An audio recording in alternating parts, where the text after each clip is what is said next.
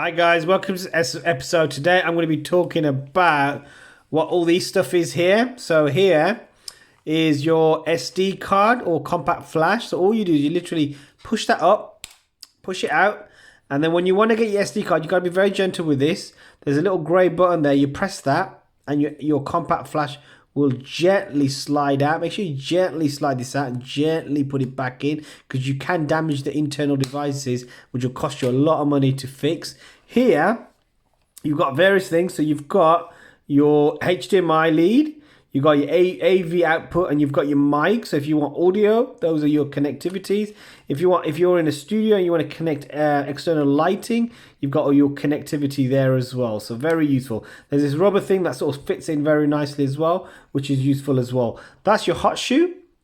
Okay, so your hot shoe is quite important. So if you want to add an external light to this, then you would use your hot shoe there as well.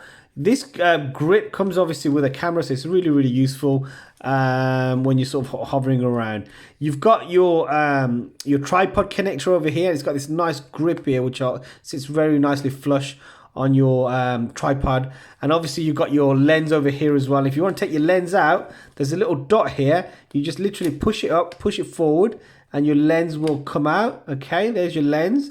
And again, if you want to sort of put it back in, you literally just put it back in, let the dots line up, push it back in, and it will nicely clip back into position. Again, if I demonstrate that again, hold this button down, push it forward, pull it out. And again, if you want to align the dots again, just literally put your camera in, hold it down, and it will not gently. So I'm kind of doing this. There we go. Let me just do this again. Oh, there we go. And it will click back in. Okay, so nice and simple.